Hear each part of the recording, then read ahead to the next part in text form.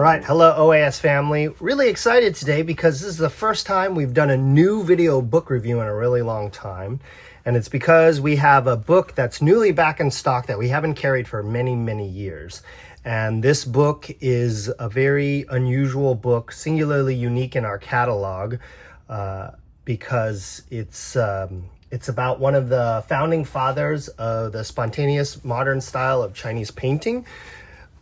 The artist's name is Baishi, and also not only is this an album of his collected works, but it has also very thoughtful commentary written by the authors Kai Su and Fang Yuwang. So this is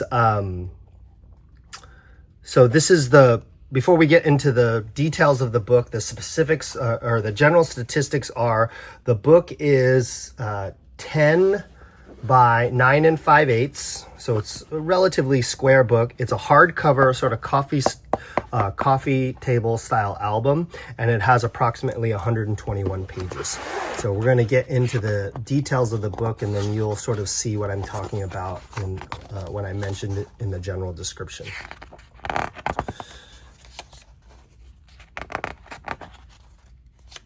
So here's a foreword talking about the intentions of the authors, table of contents, and then introduction, which talks a little bit about Master Qi's place in the history of Chinese art and painting, and also puts kind of like the things that are said about him in context.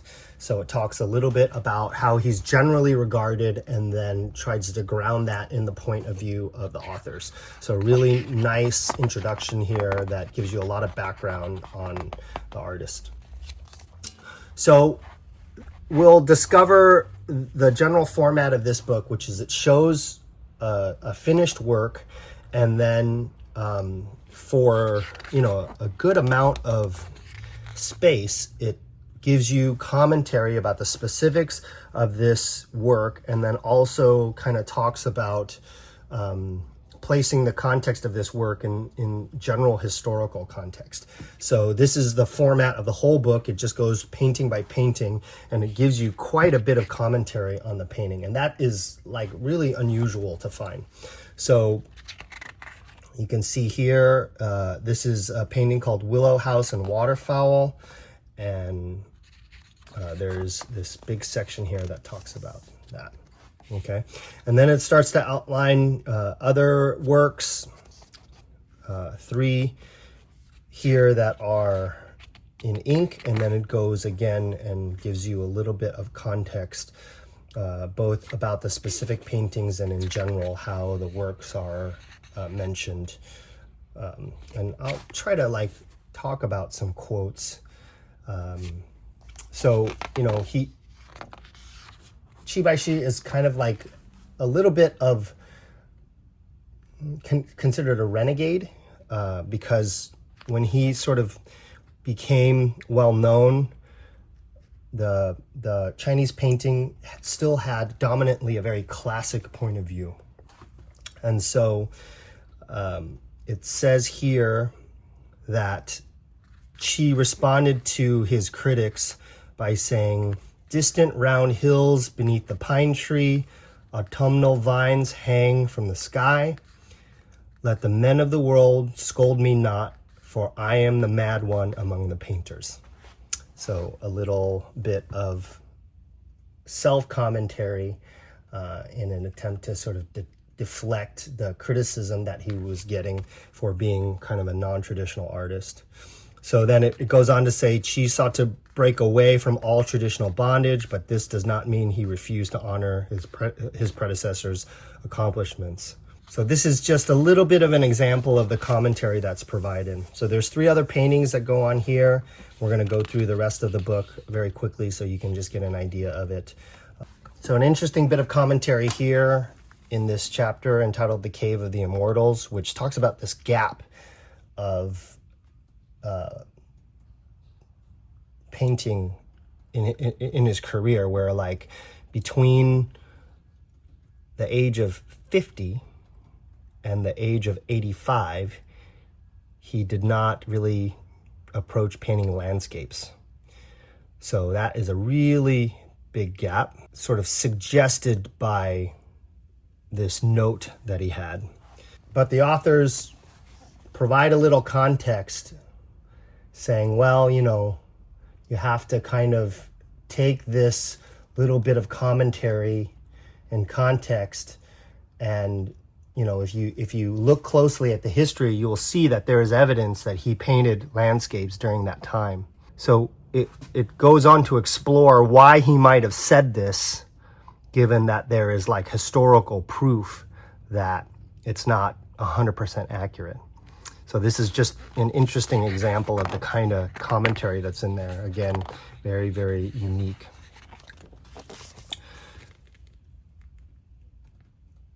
So a couple more. This is a fan-shaped painting that they're calling Landscape on Fan Leaf.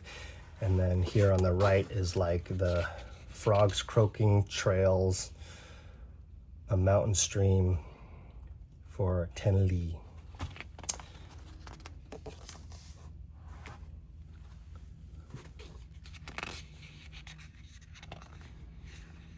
So you can see this book follows this format, and there's just like a real treasure of this like thoughtful commentary that are alongside a lot of examples of Qi's work.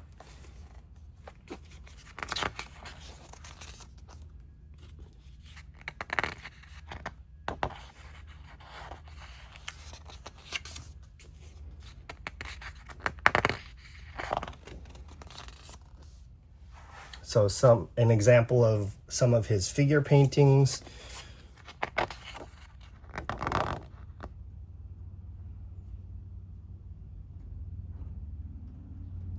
So some stories of interactions between some of his patrons and the master, amongst numerous examples of his iconic figure painting.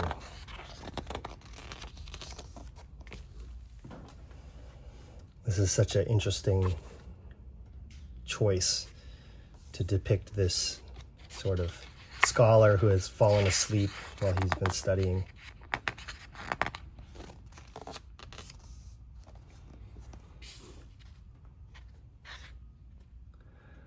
This is a nice representation of this idea of gaining strength through age.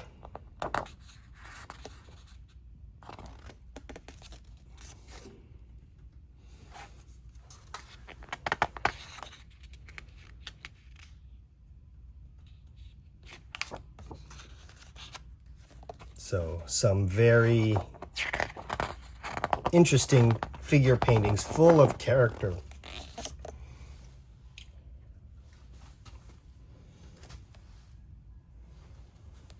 This is a painting of a fisherman on the left-hand side, and it goes through, again, some more detailed commentary. Still more figures, this time introducing a couple women as subject matter, sort of a traditionally dressed woman holding a small child here.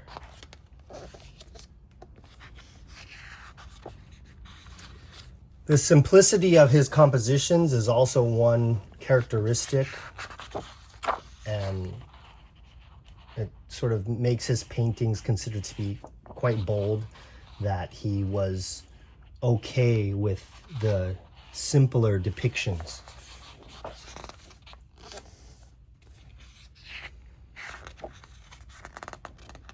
So grasshopper again here, and then this is a mantis.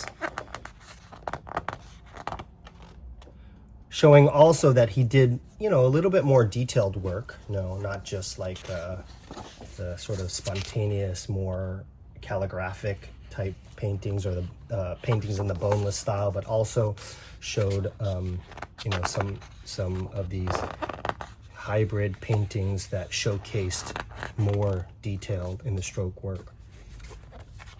A damsel and a lotus here. There's a black butterfly with the choice of just depicting this fallen lotus petal. This is a sort of a piece of parsley with a cricket, kind of a kitchen scene depicted with a cricket. And then a couple of bees with some beans.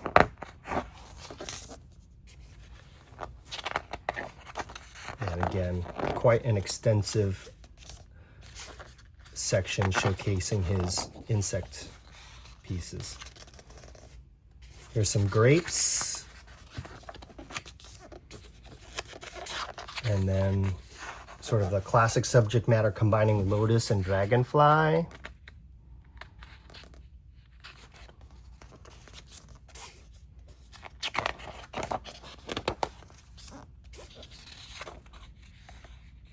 Here's a fan-shaped painting featuring dragonfly and amaranth.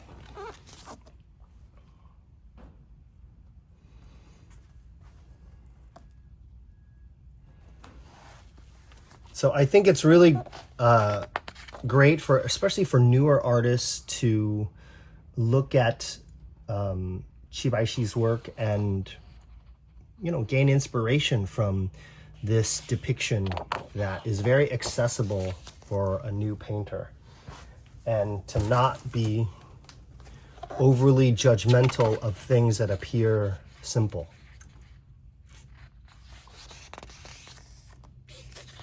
Here's he was known for his depiction of shrimp.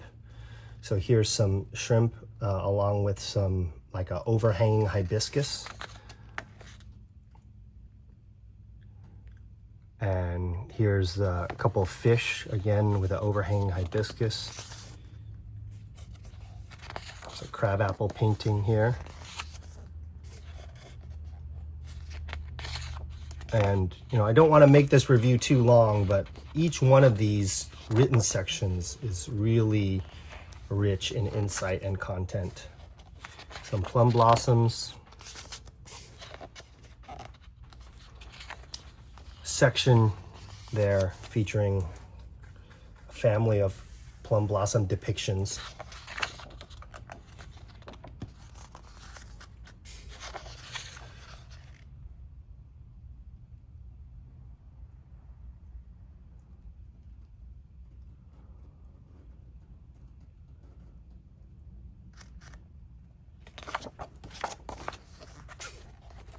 This is like a magnolia cutting in a vase. An example of some of his calligraphy here.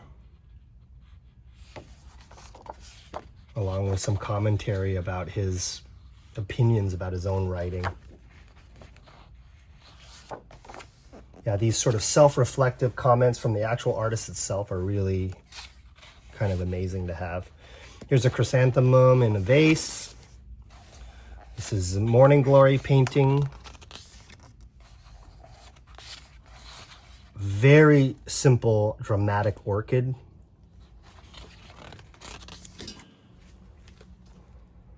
And a lotus on the, and damselfly on the right here, and then another sort of orchid depiction on the left.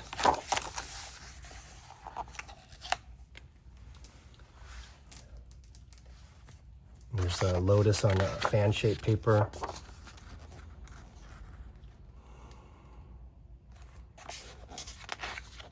Sort of some like vegetable depictions, fruit and vegetable depictions, lychee, apples.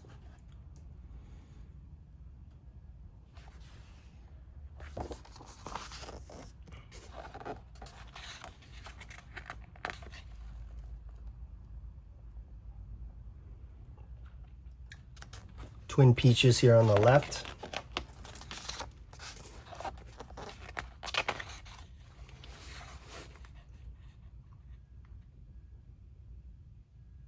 Talking about the artist's view of autumn.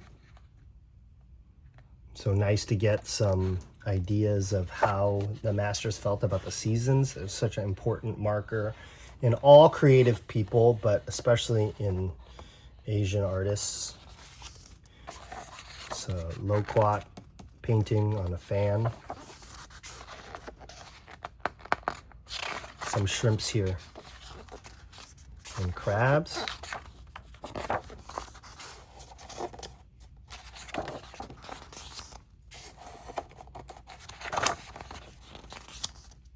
And then here's this lovely sort of long vertical cat and butterfly depiction.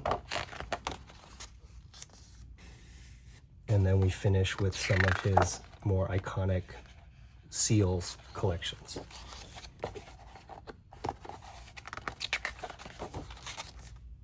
And then we have a bibliography at the end. So that is the book. You can find this on our website.